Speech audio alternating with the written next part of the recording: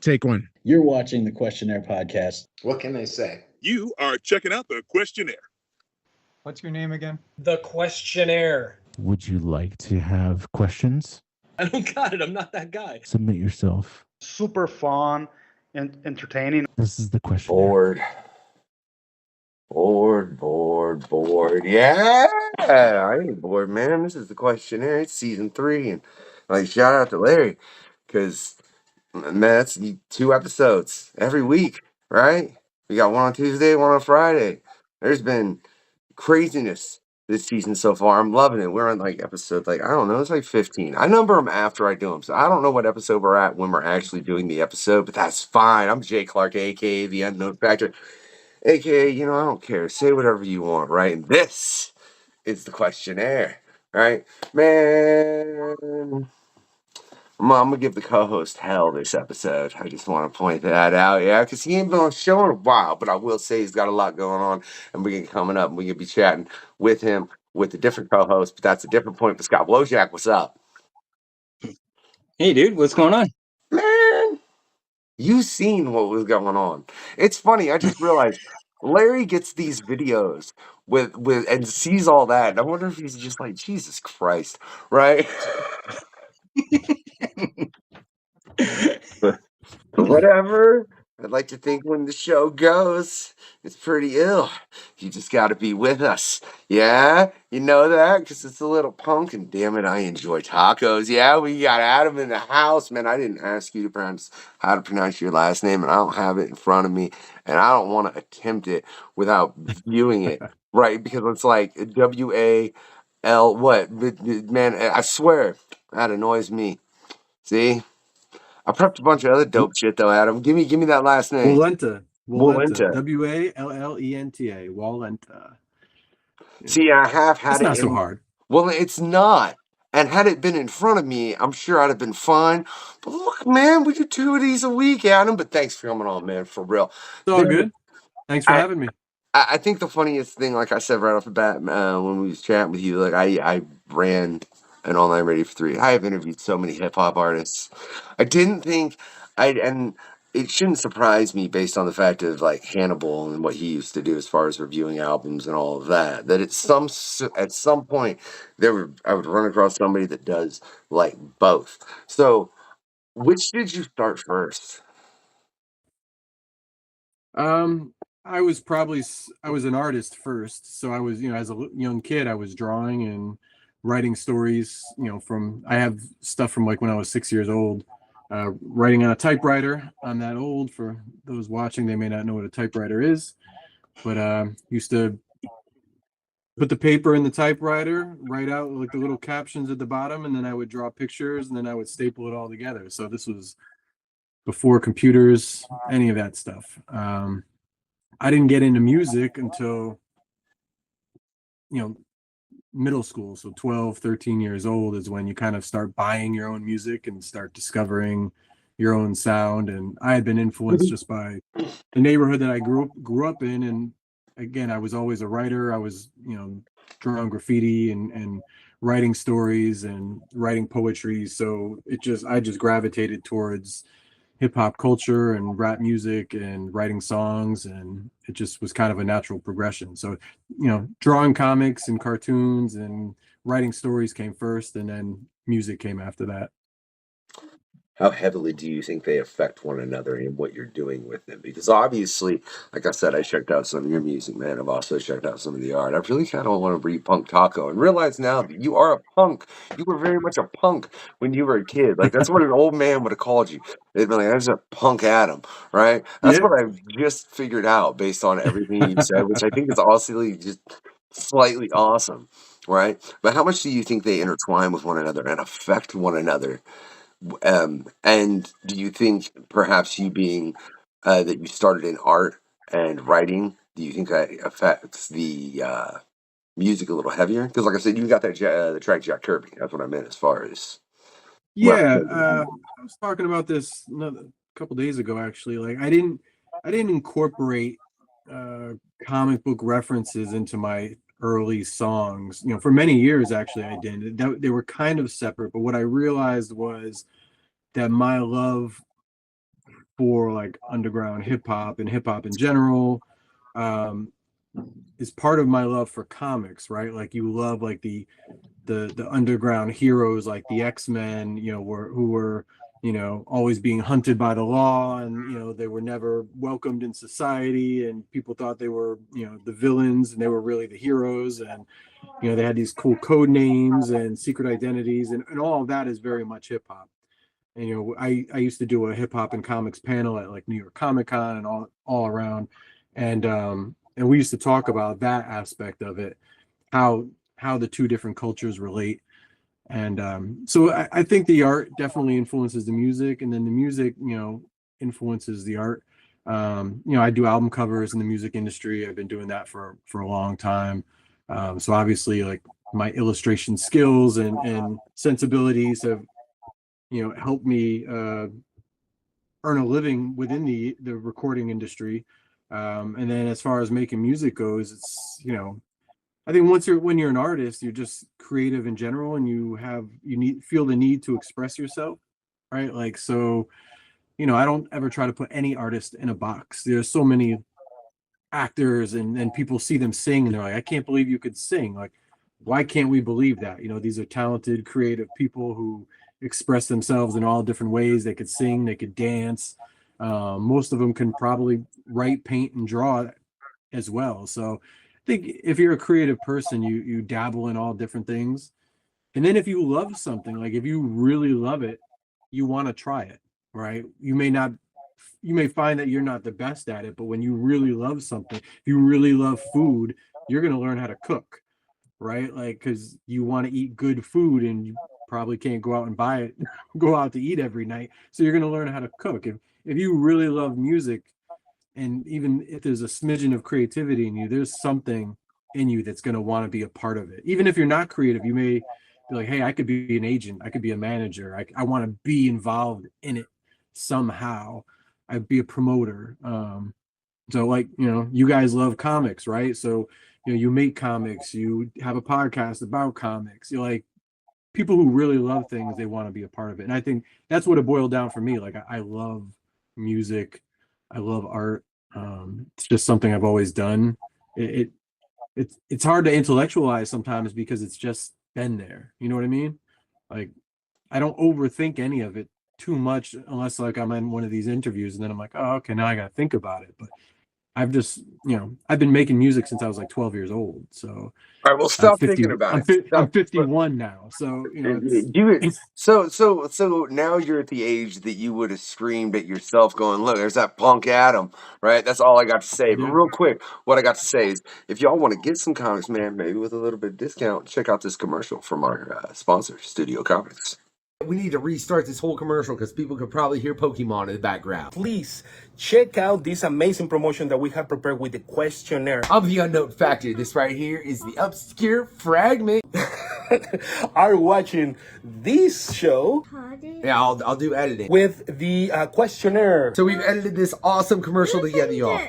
90% off. We are not giving 90% off. No, I mean 9. How about 20? The only thing that you have to do is enter that code that you have right there. 9. No, 20. 10. How about 20? I'm printing your comics today with Studio Comics Press. Just use this code right here, right here, right here. Look, I put it somewhere. All right, it's probably actually right here, right here, right. It's right under your chin. It says Quest 24. That code you gotta enter in our website, and then you will get a whipping discount of 20% in any of the items or products that we have on the website. 9. 20. 9. 20%. 9. All right. 9. He wants to give you 9% off. I, as well as Alfonso over there on Studio Comics, want to give you 20% off. You can get it right there with this amazing code. Just enter it right here. Yeah, just right there. There. Use that code over at Studio Comics to get 20% off. Thank you very much. This is a special one for all our friends of the questionnaire.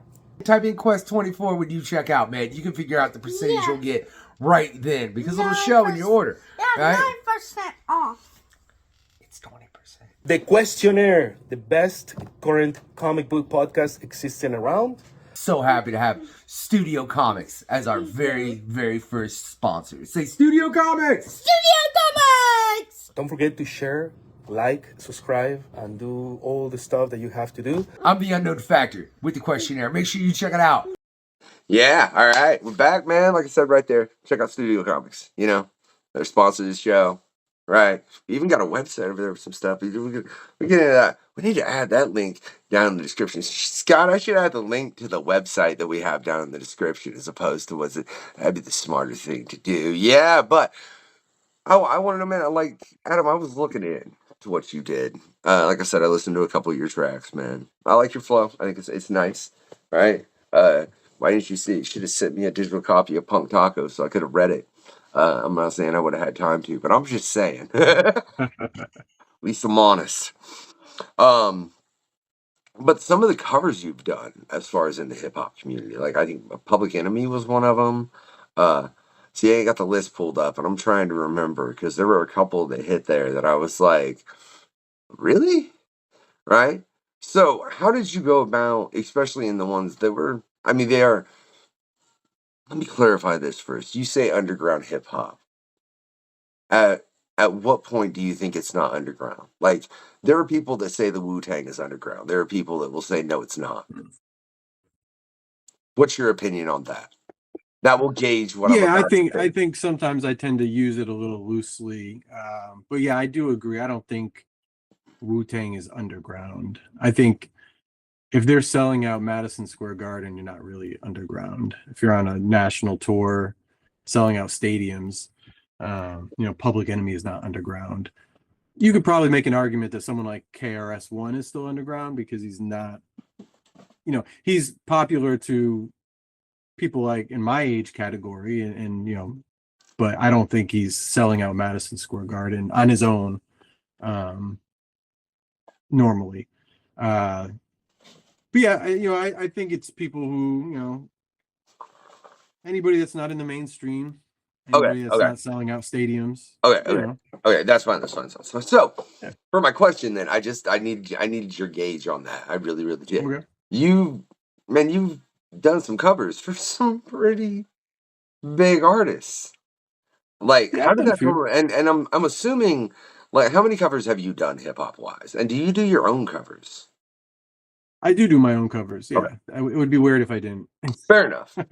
How many beyond that have you done? Like, do you have a number? I don't know. I've done work for, like you said, Public Enemy. I've done stuff for KRS and DJ Premier and Bumpy Knuckles and Craig G, J Live. I've done a lot of stuff for even, more underground stuff, that people may not know, like Regenerated Headpiece. And I'm trying to think who else.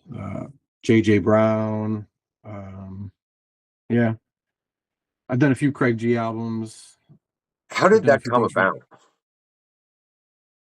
Just making those connections, being in the music industry. I think my first, I've done some really underground stuff, like I said, like Regenerated Headpiece. I've done all my own album covers, and then just meeting people, in the business and showing them my artwork. Really, like I said, I used to be on Public Enemy's record label, Chuck D's record label, Slam Jams.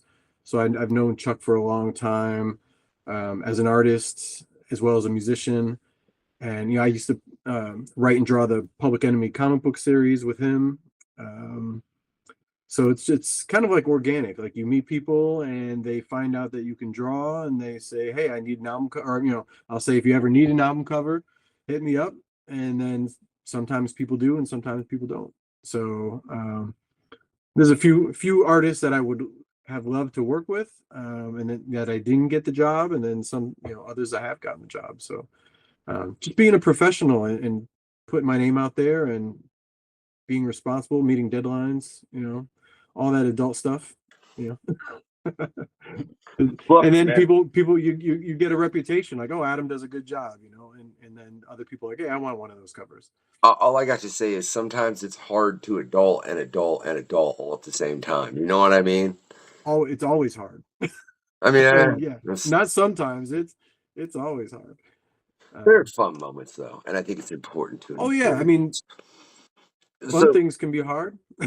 now I'm gonna be rude, right? Let's say you Uh-oh. had to only pick one of those enjoyments. You can do comics, or you can do comics and art, or you can do in the hip hop side of things. Meaning you could still do art, but you're only doing covers, right? Like you have to choose a side. I don't know why.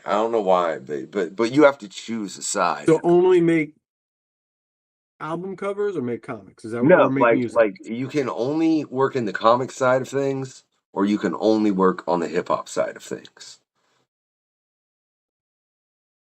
So it's That's a one. Yeah, really I really know. hard question. Yeah, that's right. I would probably say hip hop. Mhm. I love comics, but for me, hip hop is more than just the art.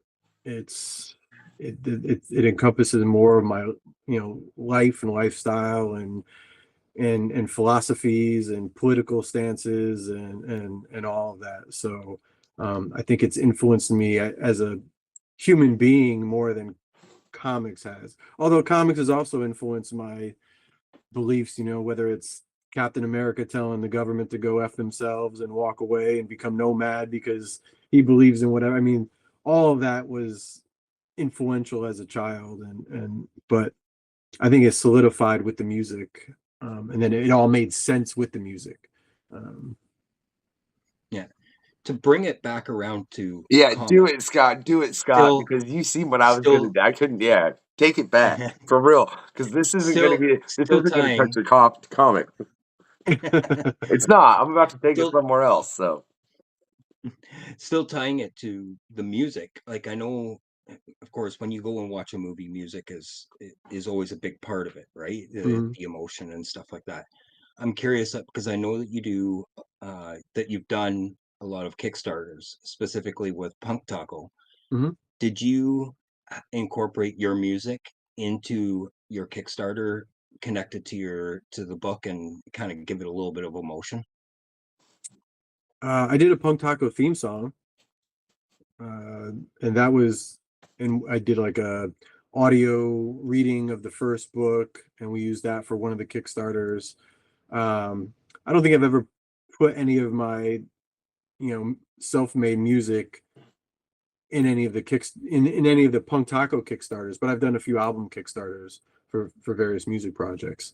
But yeah, I like to write theme songs. I did the one for Punk Taco, like I said. I did one for the Flash Gordon Adventures book that Paper Cuts put out. Yeah.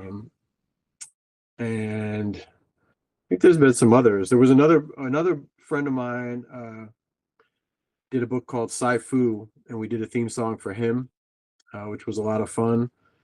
And I think he was turning that book into a movie. That was a really, really good hip hop influenced graphic novel. If you're ever looking for something, especially for young readers, Sci-Fu, that's a good one.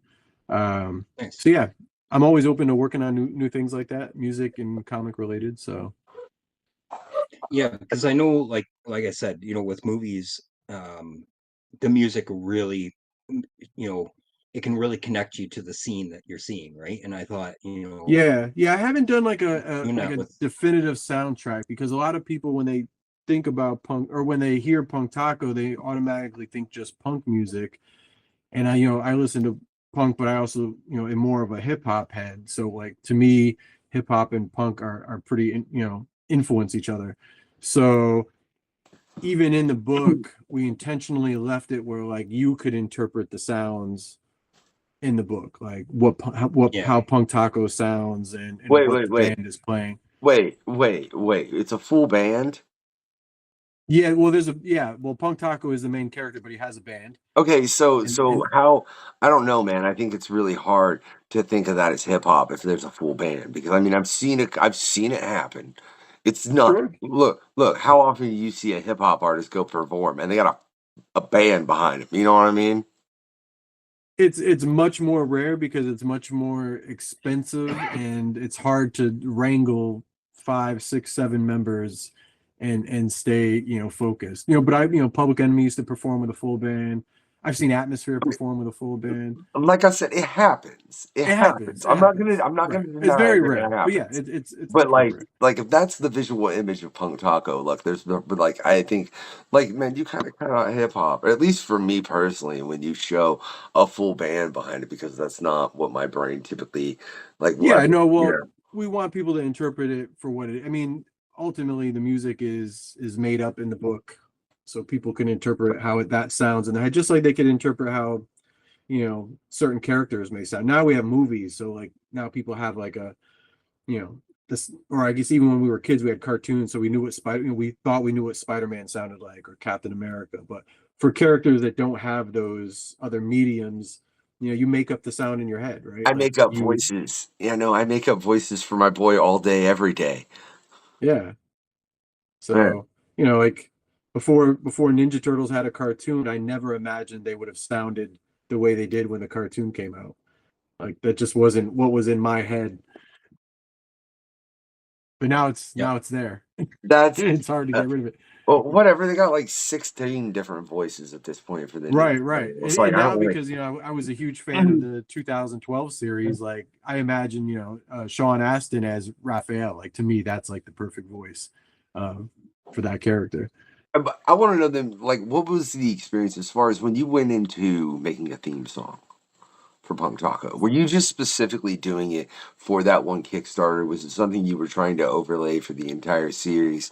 And like, what was the writing process on that, based on the fact that you're the writer of Punk Taco, correct? I'm right.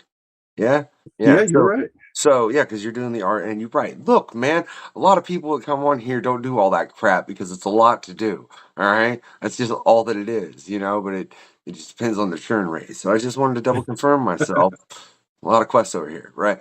So when you're going into doing the theme song, like as a hip hop artist, meshing yourself with someone that is a writer that has already written that, how specifically do you go about that, making sure perhaps you don't reveal too many details because obviously in everything, but make it to where it ties in hard and maybe be something that if somebody heard, they'd be like, hey, that sounds really interesting. And somebody'd be like, that's a comic book. They'd be like, shut up.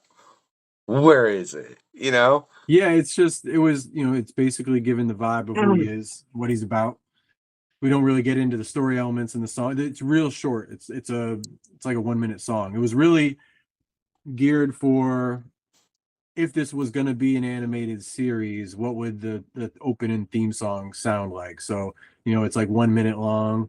It was really influenced by that, to be honest, by that 2012 Ninja Turtles theme song, which me and my kids loved, and we used to, rap it and sing it all the time together. So I was like, I want to do something like that. It was a little bit more, we had some crazy guitars in it, and my producer, ICBM, who's from France, he worked on the music. I did the lyrics and recorded it, and I think it came out good. You should check it out. No, It's a lot of fun. I It gives do. it just like kind of gives That, Punk Taco's personality. Like look, he's a hero. He wants to do what's right, and that wasn't on your all that stuff. Spotify. Okay, if I'd have It seen the is. words, it's I didn't. Well, fair enough. I didn't see it because if I would have seen the words Punk Taco, even if I wouldn't have known that was the comic you're writing, my brain would have went, what? Click. Because it just would have had to, because that's what it did on the Jack Kirby track. Because the name, it all started with the name. I had the name Punk Taco in my head, and I didn't know what it was going to be.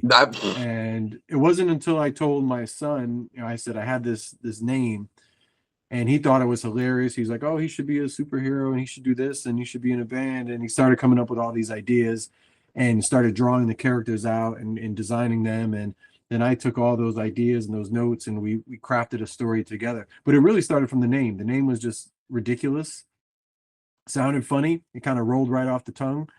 It made sense for some reason. That your son co-wrote this? Oh yeah. My son helped develop the whole thing. So that's awesome. So these were the original Punk Taco drawings when he was 5 years old. That's wicked. Then like he was 5, he was about turning 6, so he kept developing the character and working on it. And these are just some of the early Punk Taco drawings.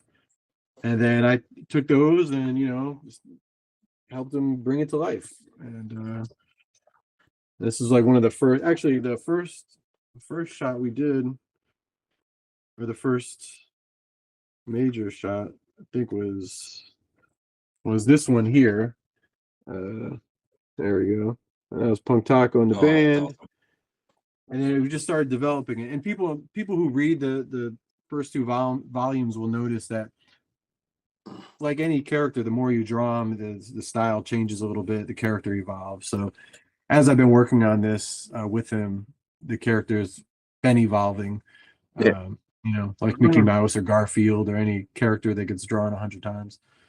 So, but yeah, my son, he's been a big part of it. He's been there from day one, promoting it and co-writing it with me. Now my youngest, who he's 10 now, but when a couple of years ago, we were still living in California, and he came up with the concept for the fourth book, which is still in early stages of production, but he wrote like the whole story, and like we recorded it, and then I take that recording and I transcribe it and take as many of the elements as I can to have them make sense, right? You still need a good structured story, beginning, middle, and end.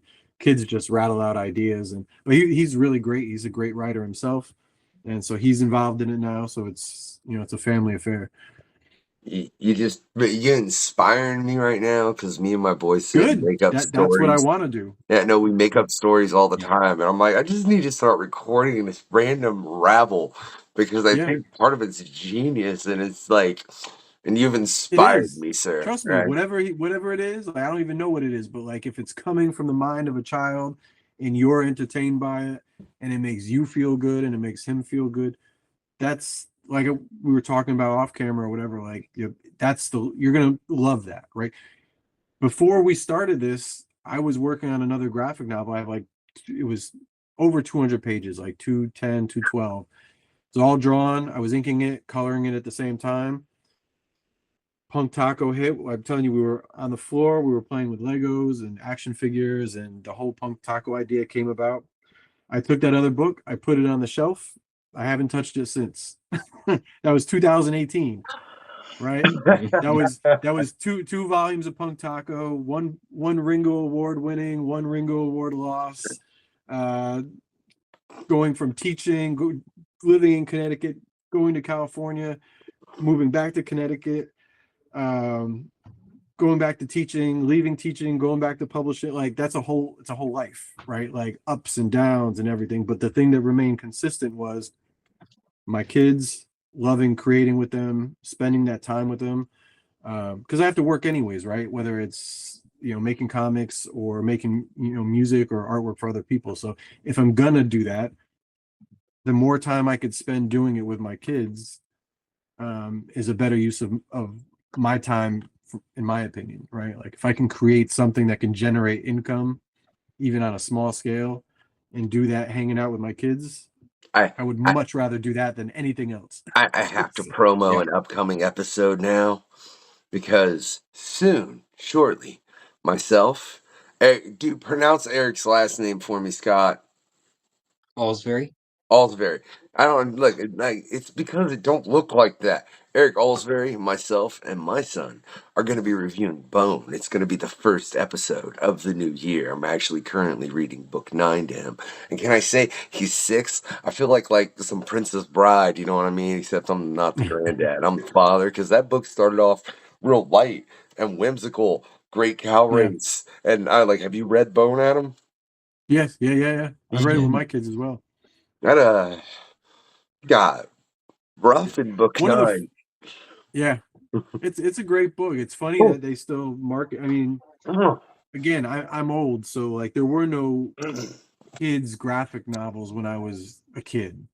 There were just comic books, right? Like even if you wanted to make the argument that like Archie was for kids, Archie was just like some horny kid that was always trying to get girls. It wasn't really for kids. Like it was drawn more kid friendly, but it wasn't really like for a 6-year-old.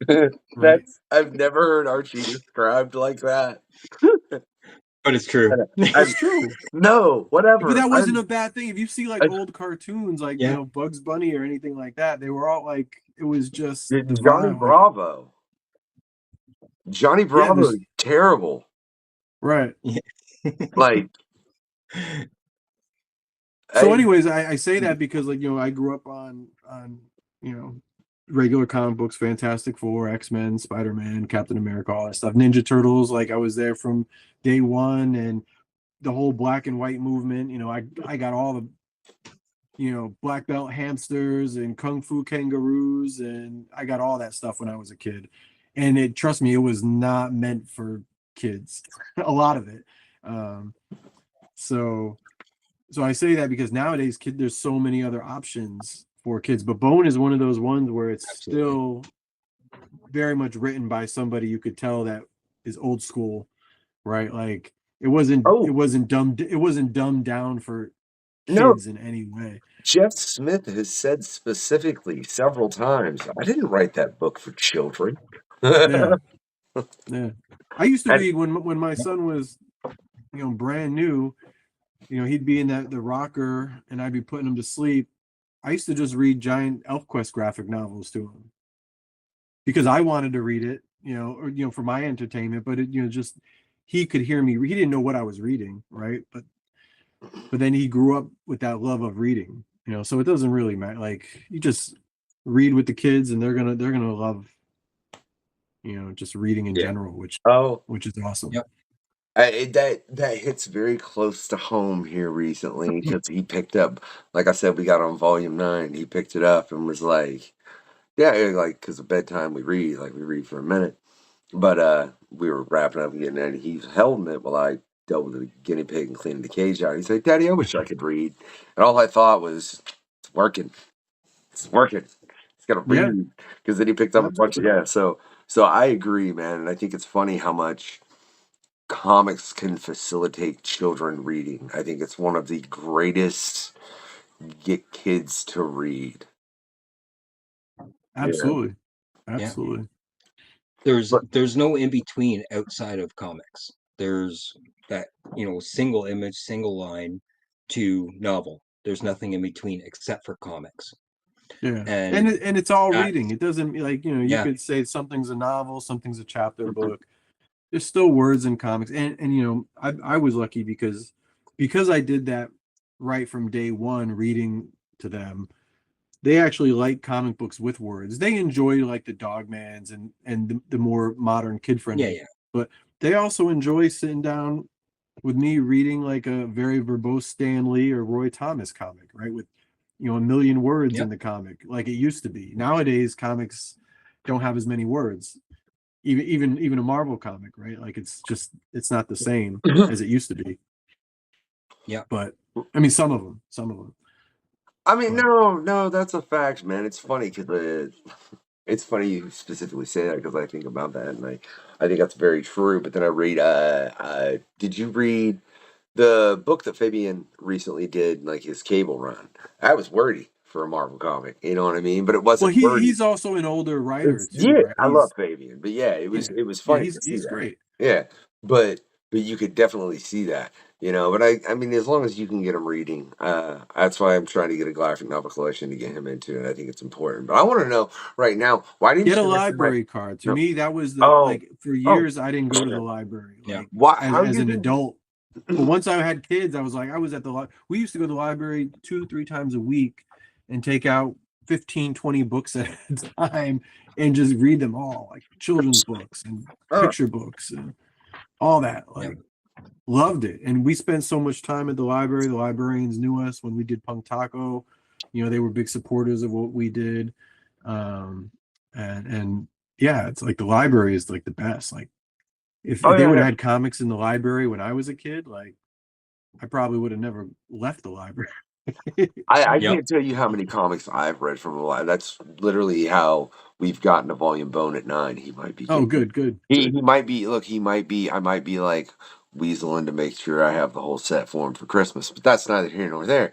You know what I mean? Because he's really enjoyed it. All right, so I'm like something he can go back and reread and love because there's a lot to that freaking story. But what I want to know, I got a bone to pick with you, Adam. right? And you said what question, which makes me wonder if I really go through this intricately, are there more than one question that you didn't answer? But Excuse me. why didn't you answer my first question? I That's don't remember supposed what to be. you gave me like 400 questions. Look. I was like, I gotta work, man. I don't know, like this guy's got me like writing a novel. All right, what was the first question? You know that was a lot of questions. There were like 40 questions on there. There's like 35, 30 tops. It depends on the questionnaire. But they're actually good questions, and it's not something like That's why I it's wanted the to try to okay. like So answer everything honestly. yeah. So don't tell me like look. And I know we're working on getting all those posted over on the website so you can all see them all. It's process, man. There's a lot of them. But don't give me look, man. There was this one dude that gave me shit about my questionnaire, right? And you know what? Right? He ain't gonna ever be on here, right? Right? Look, you're a hip hop artist. You're lucky you're on here, man. I said I'd never do that crap again, right? But if you had to pick, right? Now I want to know what happened to you. Like I want to know what your bad experience is with hip hop artists. He's traumatized over here. Look, here's the thing. This is the question. You got trauma. No, here's the question. Let's talk about it. I'll help We you. get no. Look, here, Adam. I'll tell you like this, right? This, right?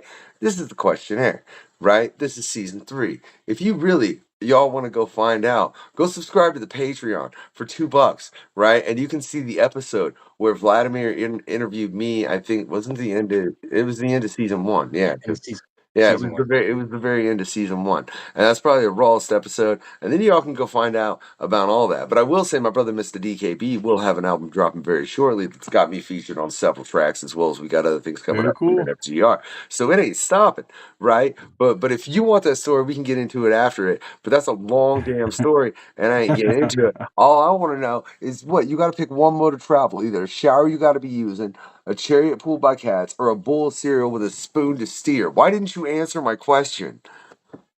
I didn't see that question. Oh, It's right at the top. Are you kidding me?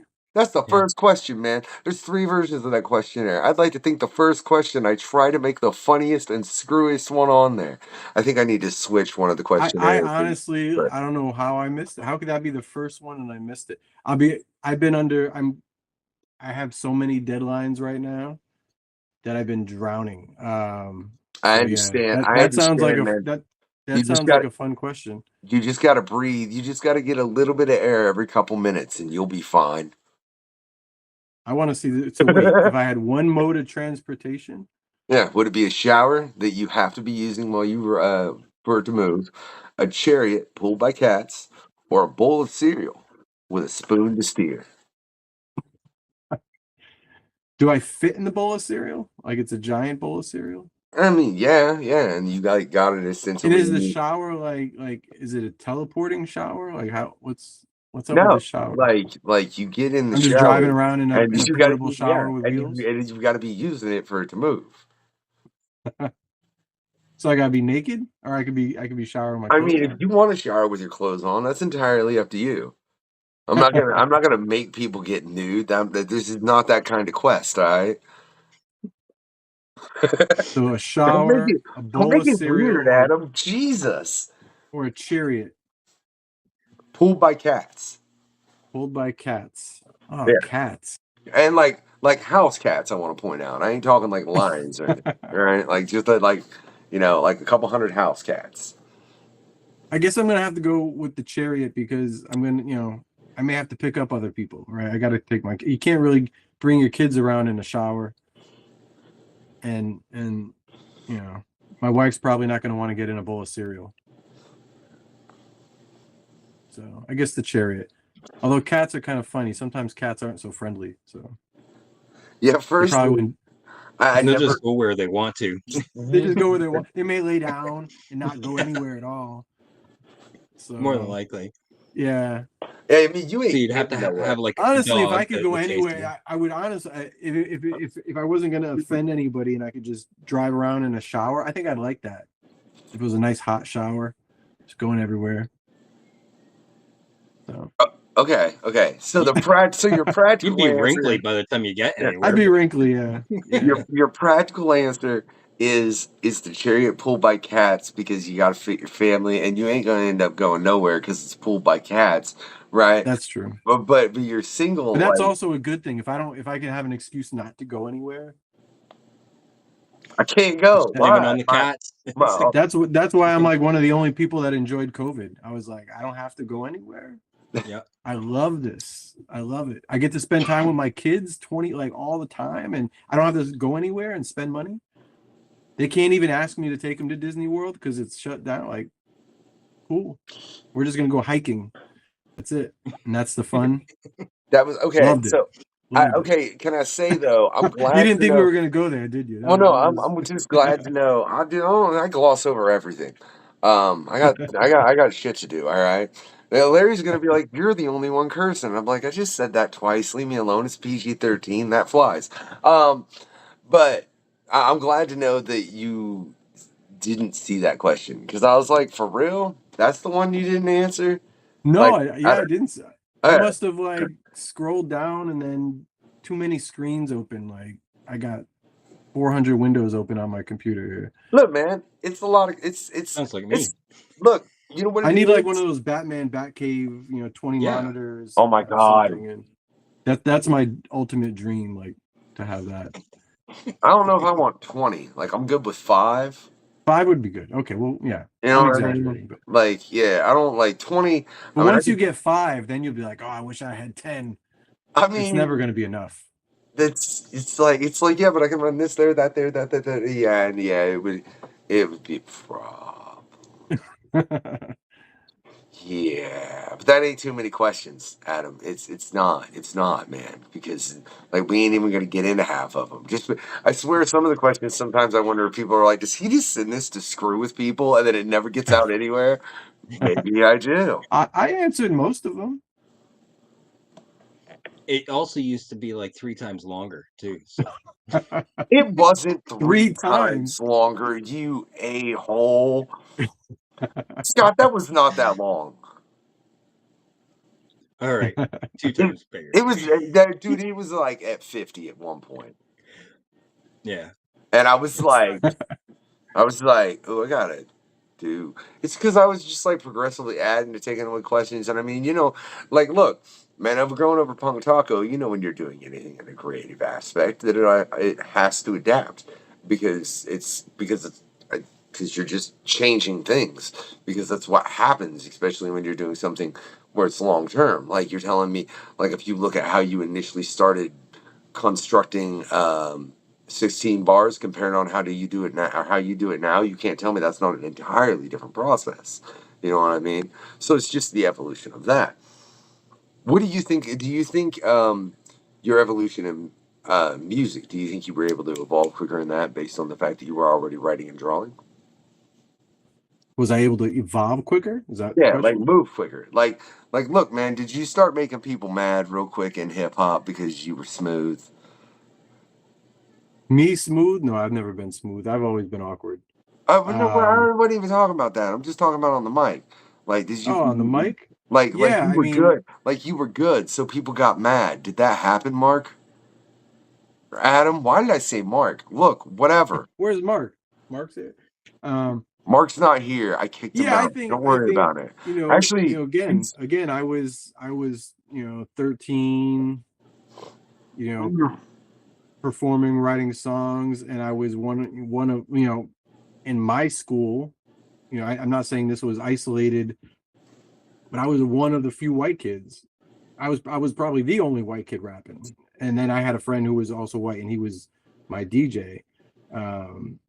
And we were serious about it, and there were people that were. It was a different time. I got called all kinds of names that I won't repeat here, and white kids did not like it, and it wasn't something that I did to be popular because it was not cool. The Beastie Boys existed. Later, Third Base and Vanilla Ice and those guys made it more popular. But it still wasn't something that normal people did, rapping. What's But fun with normal, anyways?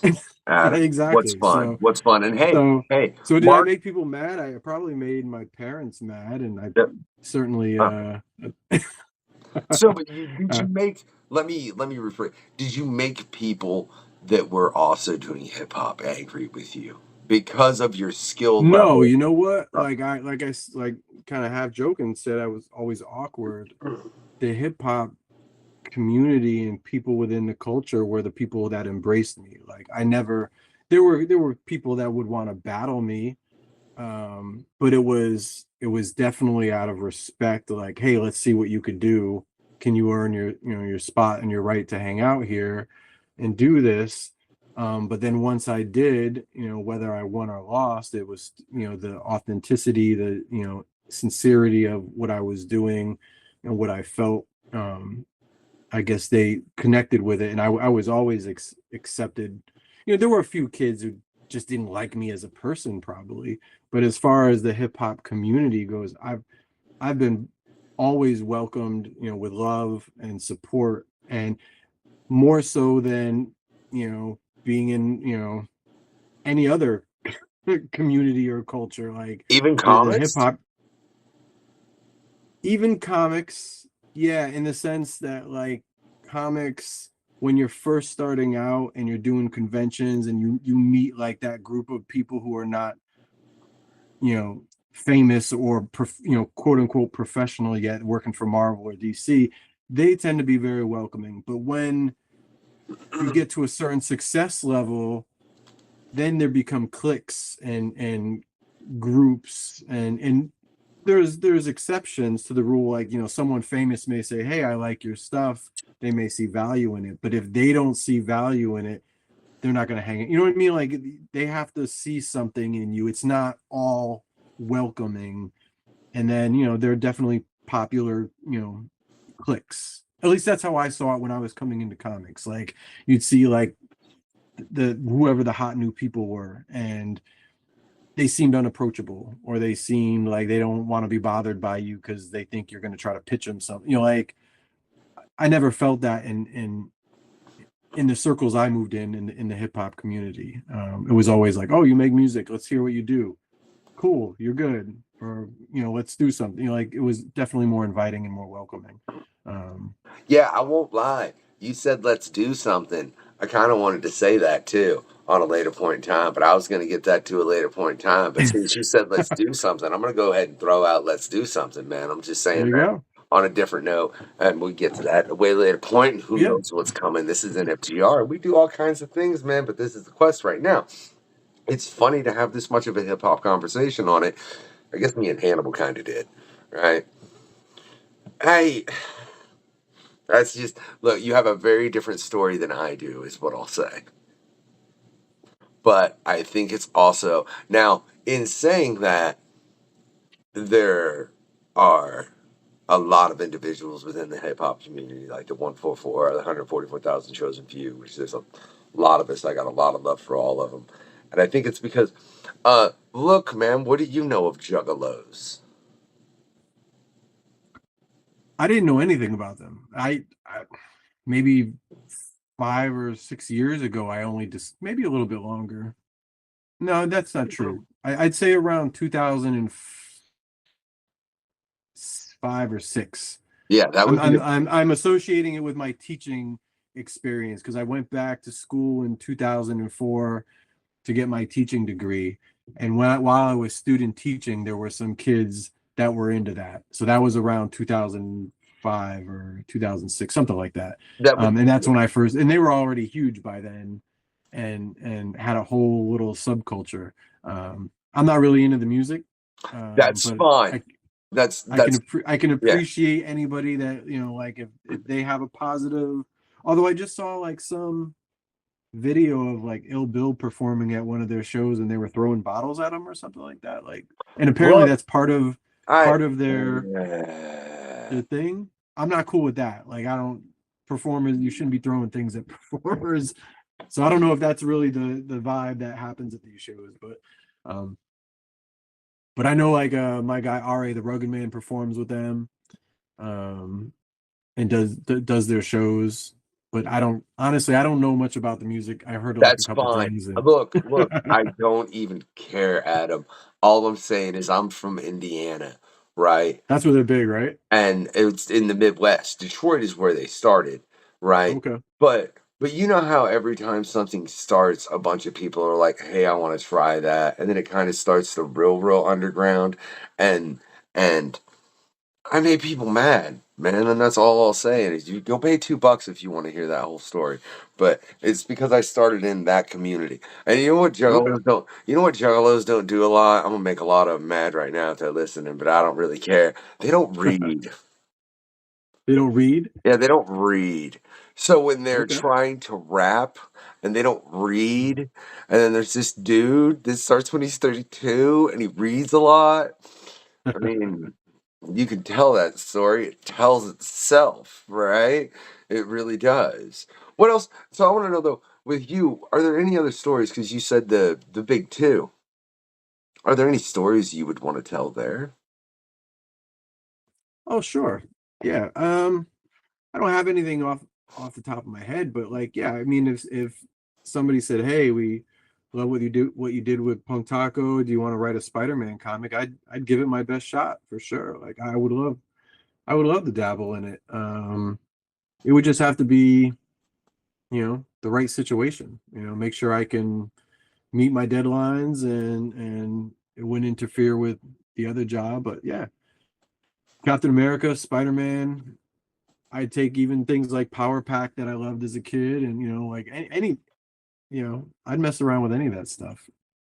I'm a storyteller, so once they say, "Hey, you can do this is what you can do, play with our world and our characters," sure, I'd do it. I'd really love Ninja Turtles. That's like I said, I'm an old school Turtles Ninja would be Turtle fan, fun. so that would be fun. Yeah, and they're going strong right now, man. I think And I did write a Batman comic. I had a 4-issue miniseries that I was actually 4 issues or 6. I can't remember now. Anyways, I got hired to write a story, a limited series with Chuck D. We were co-writing it together, and so we brainstormed ideas. Then I went back and I formatted the whole script. I wrote at least 3 scripts, handed in the first one, got paid for it, and then it got shelved because at the time the new 52 was happening. So our story conflicted with that plan, and the whole thing just got scrapped. It broke my heart. Like, I spent months, close to a year, working on this project. And I was, it was going to be my first. When I was younger, I interned at Marvel as a color. I worked as a colorist, as an assistant editor, but this was going to be my first as a writer, big, 2 comic, to do Batman, with my idol Chuck D. So that was a big deal for me. And when it got shelved, I was heartbroken. It was gutted. But somewhere, yeah, it's still I still have the files of it, and somewhere in some DC, filing cabinet, there's a script in there somewhere. So I got a check. So it happened. There was earlier you had mentioned talking about the difference between the hip hop community and comic community, and of course that I'm still relatively new to the community itself. I've only been doing it for about 3 or 4 years, and Comics, you mean? yeah. So and I'm starting to see a little bit of that. I'm kind of um I've been pushing and kind of creeping up on that line. I'm at the point where I'm starting to pitch some of my stuff and that and uh I've noticed that I've had to be slightly aggressive when I'm communicating with people. Um is that something that you're seeing a lot of? Uh is there a lot of people that are maybe a little bit, they maybe sit back a little bit too much, and that becomes a factor in how people look at it. In regards to like breaking in and getting Yeah. your stories, it's a fine balance, right? You have to believe in yourself, but you also have to be professional and aware, self-aware enough to know like you don't want to be pushy. You don't want to take offense like if something gets rejected. Like Oh, if you send me, you know, and it sounds obvious, but like we get pitches every week and we review them as an editorial team. You know, for those out there that don't know, I work for Mad Cave Studios, predominantly paper cuts as an editor. So we get pitches every week. Our whole team reviews about 10 and 12 stories every week. And regardless of what imprint we edit for, we all chime in on each other's projects. And we've gotten people that say, hey, you know, say, sorry, this doesn't fit in our lineup. We have something like it, or whatever the excuse is or reason. And we've had people say, hey, no, you're wrong.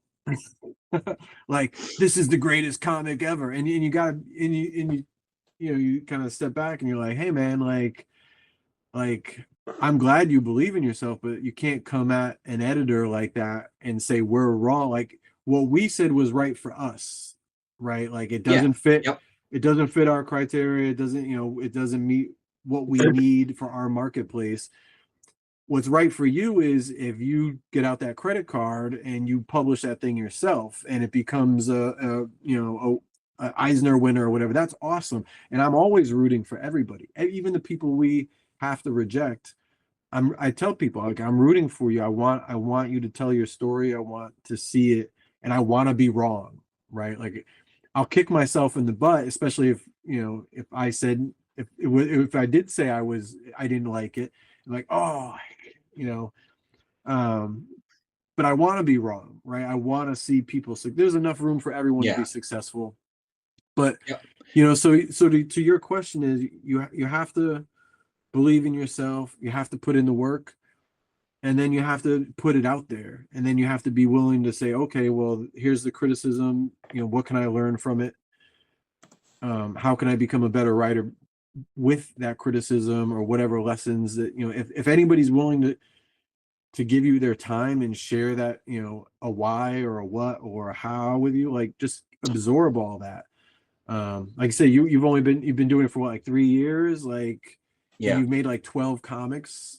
That's a huge success. That's amazing. Yeah.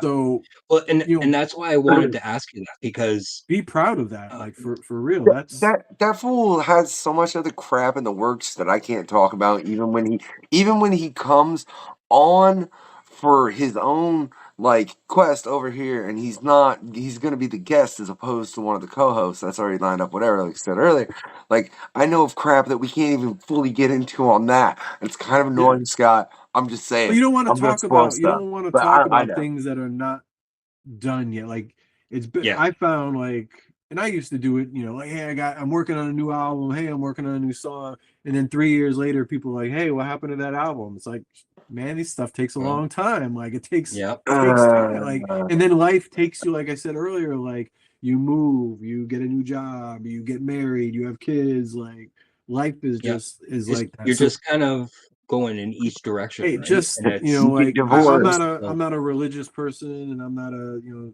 really a spiritual. I do believe that just life, it happens when it's supposed to happen, creative wise, just out of your own mind. As long as you're always working towards it and you're focused and you're not on the couch, you know, binge watching something, you know, then you're wasting your time, right? If you don't talk about being creative, you know, do it.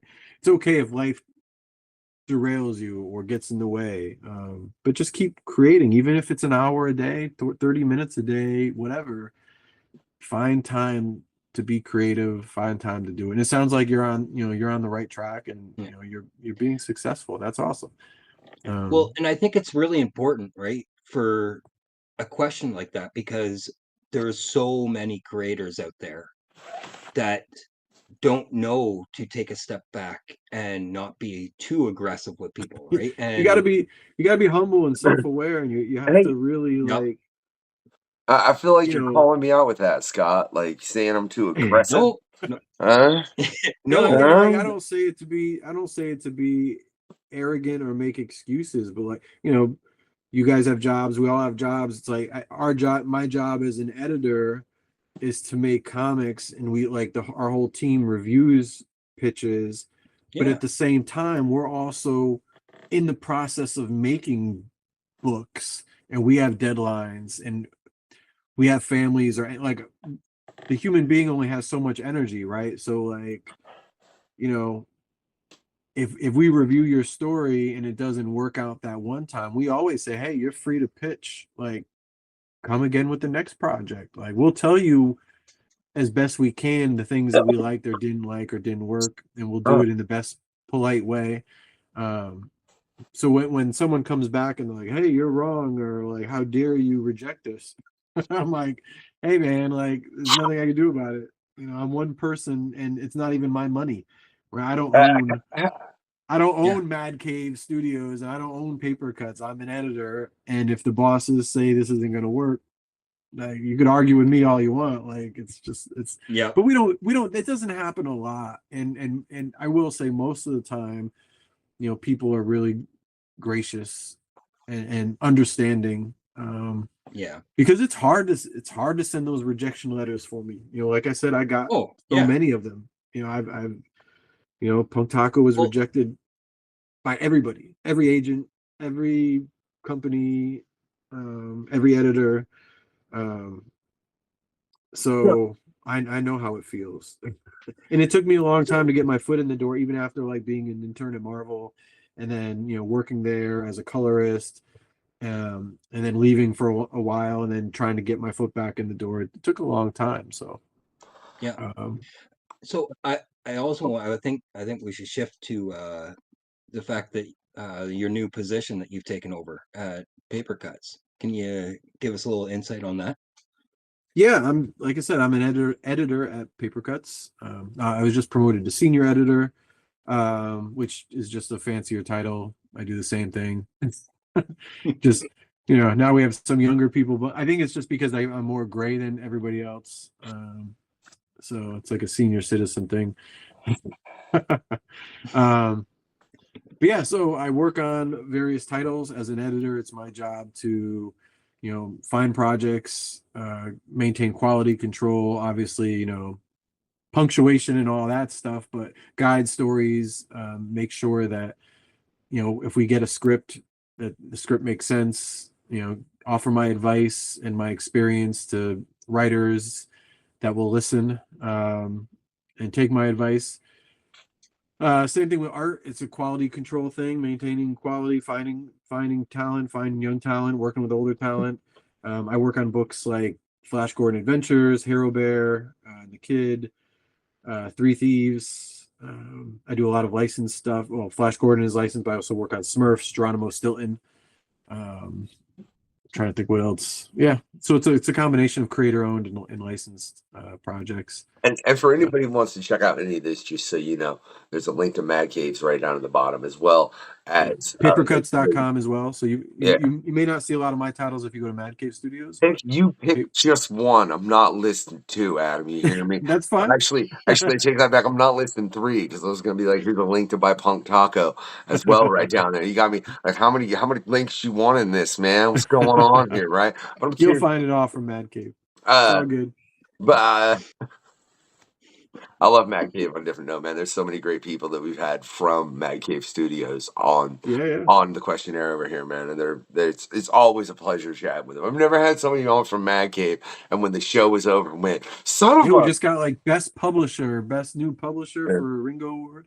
Yeah. See, and that's but with being that, and that you have to read comics at your day job. I mean, because you obviously got into comics because you loved them as a child. What comics do you read now? Do you have time to read comics now? Do you pick up a comic ever and be like, this is my day job, I don't want to do this? There is a bit of that. I'll be perfectly honest. It's like after I get off with you guys, I have to read a 200-page graphic novel that needs to be edited for tomorrow. So I don't get a lot of time to read. I only buy regularly. I have a subscription. I get Amazing Spider-Man because I've been collecting it since I was 6 years old. I don't always read it or I try to read it and then it's not always for me. Like I'm older now and the stories are meant for a new generation and that's fine. Don't try to read between the lines with it. It's just, I grew up on some amazing stories and a lot of it gets retreaded but told in different ways, so it's like, all right, I've already read this type of story before. So, and that's not to knock any of the current writers at all. It's just no. I don't always enjoy things, and that's just the reality of it. No, I'll Not reiterate everybody your enjoys point. what I do. Yeah, I'll reiterate your point because I've been reading the Ultimate series and I read the original Ultimate run, and then like and I see that exact same thing where it's like, well, this is a good story, and I'm reading a couple of them and I'm like, well, it's so close to just ending the universe. You like whatever. I'm just gonna read the rest of it because it's so close to literally they're just capping it off. Otherwise, I would have already stopped because of exactly what you just said, and that's why I didn't get the Age of Regenesis, whatever X-Men thing they're doing. Yeah, right yeah. now. And I was a huge Yeah. X-Men fan, but I grew up on like John Byrne and Paul Smith and then Jim Lee and all that, like, so what else? I don't know if you grow old and your sensibilities change, your tastes change and all that. I mean, that's why I collect Amazing Spider-Man and I get Ninja Turtles. And Ninja Turtles is one of those ones that I definitely read. And I don't know if you guys are fans, but like they're always doing something different and crazy and interesting to me. It's definitely not the same Ninja Turtles I grew up with, but in the best way. I think it's better, right? Like I think the modern IDW series is better than the original, which I loved as a kid. So yeah, is Jason Aaron still writing Ninja Turtles, or is it jumped now? I'm not sure. I'm a few issues behind, so I don't know. Okay. Yeah, I want to say I think because you're right, Scott, because he was only running it for so long, man. I haven't. That's one of the books because I recently just picked up Conan too, and Turtles is one of the other ones. I'm like, I feel like I need to start getting that in graphic novel. Though I did read The Last Ronin. Yeah, I buy the single issues, but we read them in the giant versions because I like big books. So I end up buying the same thing twice, strangely enough. But that's the collector in me. And then I started to try some of the I like the big ones like that. Yeah. I got Kevin. Nice. Got to meet Kevin. Yeah. So that was pretty cool. That's very cool. You want to trade books? And I also tried. I've been trying the recent GI Joe because I was a big GI Joe fan as a kid. And I've been reading that off and on whenever I get a chance, and I think I've been enjoying it. It's definitely different. There's one series that's like the continuation of the original series, and then there's the new version that Robert Kirkman does. I didn't realize they were two different things at first, so I was confused. I didn't know they continued the original series. Yeah, so Larry Hama, I believe, is writing Real American Hero GI Joe, and then the other GI Joe, if I'm wrong on this, someone can correct me, but then the other GI Joe is the Void Rival Universe. Yeah. and there's that, but there's two different ones. I didn't realize it when I put it on my subscription that they were two different things, and I'm like, this doesn't make any sense. Oh, it's yeah. So. I would think that would be because I've read some of the GI Joe stuff, a couple of the miniseries they put out, like I think the Cobra Commander and Scarlet. Yeah, there's Duke and Scarlet. And there's a lot, man. Like that's one of those other ones. Like I need to pick up the Void Rivals because I'm curious to see how they handle all of that, intertwining those two properties. I think it's very, very, very interesting. Yeah. I may have to cut back though. Like the comics, and I mean the single issues are so damn expensive nowadays. It's like you might as well just buy it as a graphic novel, a collection, because is it terrible? What I've found real recently with how things have went on and the fact that I'm rebuilding my collection, Facebook Marketplace is pretty nice. You know what I mean? Like it's pretty nice. There's people out there. It's like, I'll get rid of these Invincible books, both of them for $80, and then the first two compendiums, and I'm like, hey, those look. Cool. Invincible is one of those modern comics that I wish I collected it from the beginning to have like that full beautiful run. Because I read them in the big versions that they put out. There's 12 of them, and that's my favorite modern comic. Like I love that it has a beginning, middle, and end, and he goes through this evolution as a character, and it was so good, so good. I've been waiting to give it to my kids because it's a little too bloody, but Yeah, yeah. but That's it was so good, and uh, the show is pretty good. I like the comic better, but the show's pretty good too. what do you think is an age appropriate? What do you think is age appropriate for Invincible? I don't know. For me, I would have been reading it by the time I was 10, if it was back in the day, but Yep. now, I may be a little protective, I'm sure my 14-year-old can handle it. He's watched Stranger Things, so I'm sure he could handle Invincible. Yeah. But there are some times I just want him to be a young kid for as long as possible as a parent. And that may be bad, or that may be good. I don't know. No, But I Adam. miss that sweetness and I know he's not, a sweet, or innocent young kid like he used to be. He knows things, but I still try to maintain it to some degree. No, I And think not that that's Invincible is even that bad when I think about it. It's just bloody. Yeah. I don't think it's really graphic Yeah, beyond the yeah. blood, right? yeah, but It's no, Adam. That's one of the greatest things ever, man. The internet grows up kids way, way, way too quickly. Nowadays, I think it's a good thing to try and like let a kid be the kid to the best of your ability in the world that we currently live in, which isn't it interesting? But that's a whole different point, man. There's like a taco, and he's a punk, and I'll come to the conclusion, Adam, you used to be a punk, and I think that's bloody hilarious. And you got me over here interviewing a hip hop artist. You have a very intriguing story, man. I don't feel like people understand how much those two worlds really intertwine with one another. Why do you think that is? Well, we talk about this on the panel that we do. It's being outcasts, right? Like people that started the hip hop movement from, breakdancers and b-boys to graffiti artists and then rappers, DJ, they were outcasts, right? Like and it wasn't a respected art form, it wasn't a respected culture. And these young kids, whether it was, the early b-boys or the early graph writers or the early MCs and DJs, like they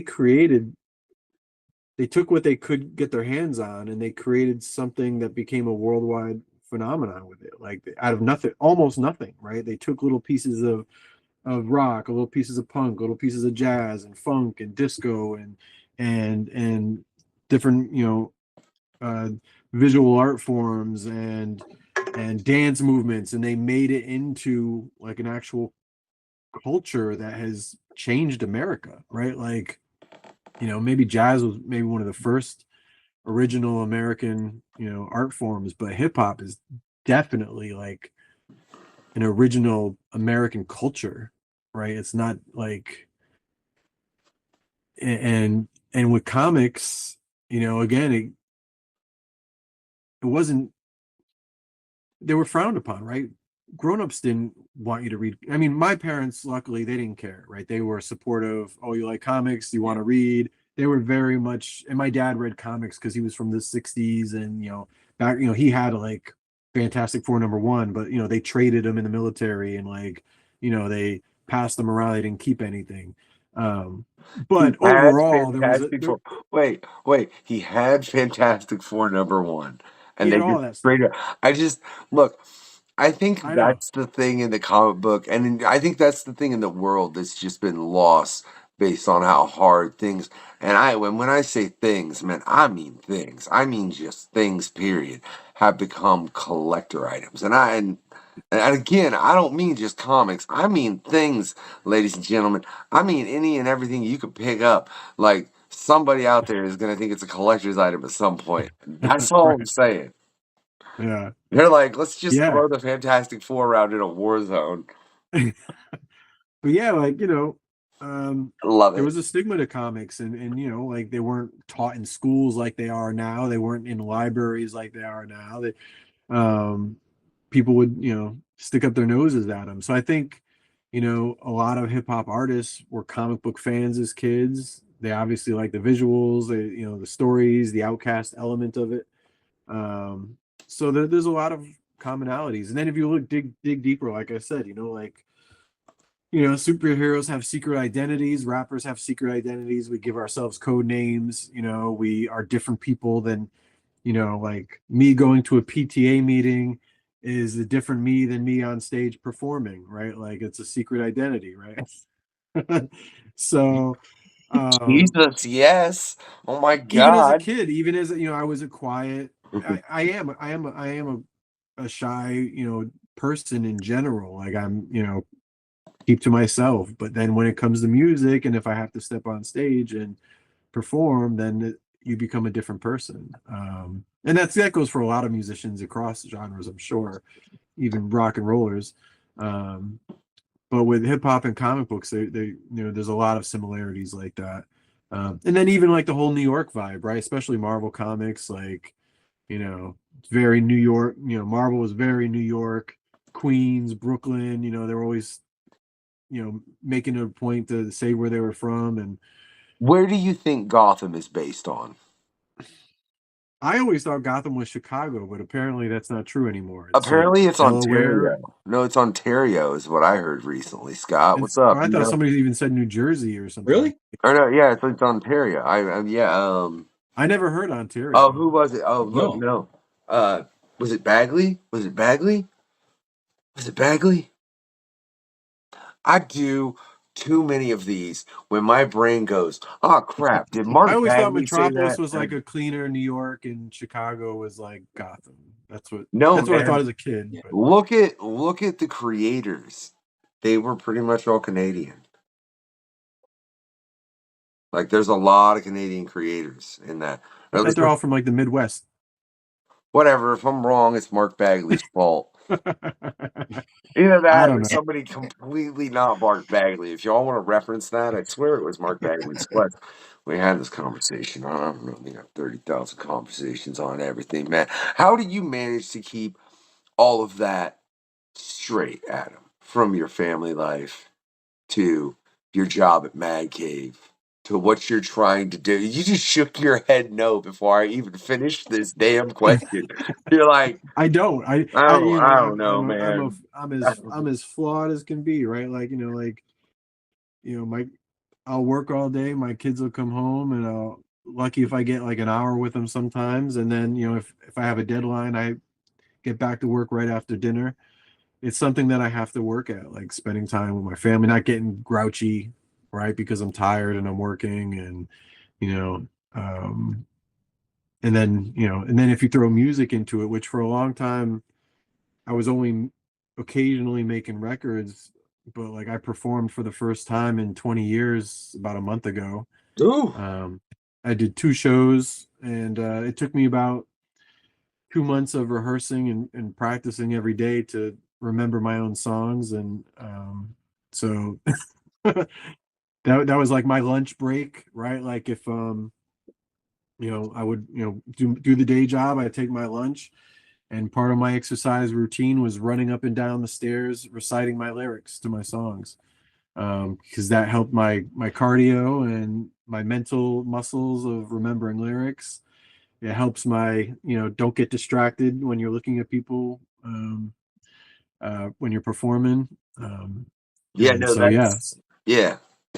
That so that so you don't. I love just the fact I didn't even finish the question before you I started. try. Like I tried to balance it, and, you know, and to be honest with you, I'm not very good, you know, like, you know, like going on vacation. Like I'm not a vacation guy. Like I like to work. Scott, I'm about to do what I'm about to do. Do you want to do something before I do that?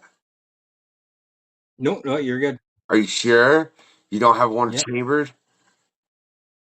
Nope. Okay. Okay. I'm gonna start doing that with all the co-hosts before I just jump to this. That way, I'm not like I talked the whole time, and maybe they had a question they wanted to ask and they didn't get to it, and I didn't let them because I ramble on like a madman. But that's the other reason I do hip hop too. And this has been the questionnaire. Look, if you've enjoyed this show, right, first thing I want you to do is go down to the links, right? Mad Cave, Paper Cuts, Punk Taco, it's all there. You can click it real easy to check out everything Adam does and everything all those great companies do. Like I said, the people over at Mad Cave, I got nothing but love for them, man. You could, if I linked, that's funny. I never realized I could have like on the website people from Mad Cave, and that'd be quite a good amount of things. I ain't doing Have your all own that. category. I ain't look. Y'all want to sponsor me? That's cool. Y'all can get your own category for like. We'll talk about that off the air. I ain't putting out prices publicly, right? But y'all can get your own category for little cheddar on the top. That's all I'm saying, man. I'm just trying to make this work. It's a quest. What are you gonna do, right? But if you have enjoyed this quest, click those links, right? Besides that, what you can do, right? First, get to Adam, that old OG original Snake Eyes, right? Right. With just apparently just some really good food. Like it's not like I don't know what would offend him. I'm assuming like, steak, tacos, some Chinese, some, just a good general and make it worth, good. Good Right. quality. I'll eat Right. anything, but it's got like good quality food is my favorite. Could be Yeah. anything. And be on that Tacos, yeah. Thai food, Indian food, whatever. Yeah. Just spread love, right? Now, if for some reason you haven't enjoyed this quest, personally, man, I don't know why you're still here. I think it's funny. Go ahead and hate watch. That's fine. It's hilarious. You really but I hope you found at least some part of it enjoyable or funny or something. Or maybe you were just waiting for me to do this because you watched it live and I set it up to where you can't jump forward initially, and that would be hilarious, right? But if you didn't enjoy this quest, with Adam, and you just want to like do something terrible to him, he made this really difficult, I want to point out, right? But the first thing you do is you somehow manage to just give him like 20 more deadlines a month. Every month. 20 more deadlines. Every single month. And while he's doing those deadlines, above him just scrolling constantly on one of them, like straight up like it's Wall Street, just scrolling in red. It's his credit card debt. And for some reason, it just keeps going up, and he can't even explain it. But because of the deadlines, he doesn't have time to check it. And then for dinner, you bring him the most rottenest thing you can think of. 'Cause, you made this difficult, Adam, right? Besides that, right? I mean, I really hope y'all don't do that. That sounds bloody terrible. But besides that, I just want y'all to do 3 things, right? 1, always give it that thumbs up. 2, always get your comic on. 3, have a good night, y'all. Thanks so much for hopping on board and listening to the questionnaire. Keep a listen out to these crazy guys. The questionnaire. I missed something. Like and subscribe. You're drunk. Go home. Thanks for checking out the questionnaire. Don't have a good day. Have a great day.